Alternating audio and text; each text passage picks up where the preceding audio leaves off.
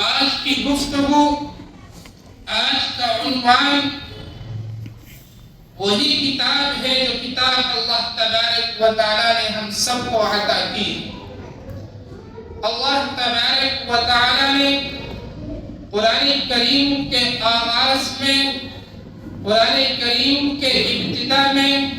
قرآن کریم کے شروع میں ارشاد فرمایا الف لام میم، یہ 3 حروف ارشاد فرمائے ہیں۔ میں بس اپنی بات کو انہی 3 حروف پر اور آگے 2 جملے پر منحصر کروں گا۔ میرے بھائیو، اللہ تبارک و تعالیٰ نے اپنی عظیم کتاب کے شروع میں،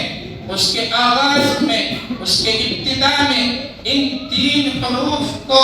ارشاد فرمایا ہے۔ مفسرین سے اگر معلوم کیا جائے کہ ان حروف کا مطلب کیا ہے، ان حروف کے معانی کیا ہے، ان حروف کا مفہوم کیا ہے، ان حروف کا مقصد کیا ہے، ان حروف کا ترجمہ کیا ہے، تو اکثر مفسرین یہی بات لکھتے ہیں کہ واللہ اعلم، یعنی ان حروف کے مقصد کو، ان حروف کے معانی کو، ان حروف کے ترجمے کو، ان حروف کے مفہوم کو صرف اور صرف اللہ تبارک و تعالی جانتا ہے، اس کے علاوہ کوئی نہیں جانتا۔ یعنی کہ ان حروف کو حروف مقطعات کہا جاتا ہے، الف لام میم۔ تو جب ان حروف کو اللہ تبارک و تعالی جانتا ہے، ان کی مرادیں، ان کے معانی، ان کا مفہوم، ان کی تفسیر،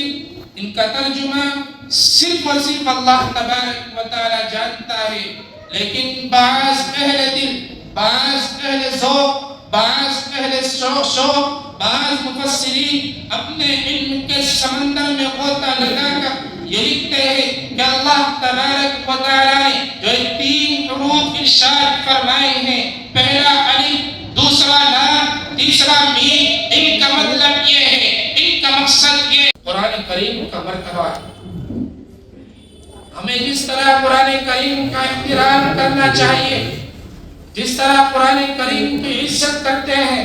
جس طرح قرآن کریم کے مقام کو ہم سمجھتے ہیں، اسی طریقے سے اس حافظ کے مقام کو بھی سمجھنا ضروری ہے جس نے اپنے دل کے اندر اس قرآن کو اتارا ہے۔ اس حافظ کے مرتبے کو سمجھنا ضروری ہے جس نے اپنے دل کے اندر اس قرآن کو اتارا ہے۔ کیوں؟ کیونکہ جب اس کا تعلق اس قرآن سے نہیں تھا تو اس کی کوئی عظمت نہیں تھی، اس کی کوئی مقام نہیں تھا، اس کا کوئی مرتبہ نہیں تھا، اس کی کوئی بلندی نہیں تھی۔ لیکن جس دن سے یہ قرآن سے وابستہ ہو گیا، جس دن سے اللہ کے اس کلام سے وابستہ ہو گیا، جس دن سے اللہ کی اس کتاب سے وابستہ ہو گیا، اسی دن سے جس طریقے سے قرآن کا احترام کرنا ضروری ہے، جس طریقے سے قرآن کی عظمت کو جاننا ضروری ہے، جس طریقے سے قرآن کی رفعت کو سمجھنا ضروری ہے، اسی طریقے سے اس مقام کو، اس بچے کی بلندی کو، اس بچے کے مرتبے کو سمجھنا اور اس کا احترام کرنا سب کے لیے ضروری ہے۔ میرے بھائیوں، قرآن جیسی عظیم کتاب اللہ تبارک و تعالیٰ نے ہمیں عطا کی، تو آج یہ مجلس جس عنوان سے منعقد کی گئی ہے اس کا عنوان بھی یہی ہے۔ تو ہم آج سے عہد کریں کہ اللہ تبارک و تعالیٰ نے اگر وسعت دی ہے اور اللہ تبارک و تعالیٰ نے اولاد عطا کی ہے تو ہم بھی اپنے ایک بچے کو حافظ قرآن بنائیں انشاءاللہ۔ اور اگر اللہ تبارک و تعالیٰ نے اولاد نہیں عطا کی تو ہم یہ عہد کریں، یہ ارادہ کریں کہ ہم اپنے ایک گول بچہ لیں گے جس کی کفالت صرف حفظ کرنے کی، جس کا اخراجات، جس کا خرچ ہم اپنے ذمہ لیں گے۔